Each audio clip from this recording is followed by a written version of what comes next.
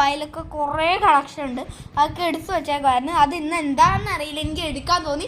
എടുത്തപ്പോൾ ഒരെണ്ണം വർക്ക് ചെയ്ത്. അത് കിച്ചൻ്റെ മൊബൈലാണ്. അത് വർക്ക് ചെയ്ത് കഴിച്ച് ഞാൻ പുതിയ മൊബൈൽ മേടിക്കാൻ പോവാ. അരുമേൽ ഞാൻ എൻ്റെ ചാനലിൻ്റെ അപ്പോൾ അവളുടെ പുതിയ ചാനലിടും. ഇവളുടെ ആ ചാനലിൻ്റെ പേരായിരിക്കും കിച്ചു മിസ്റ്റർ.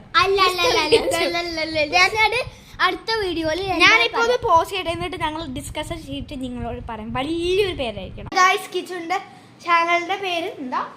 എച്ച്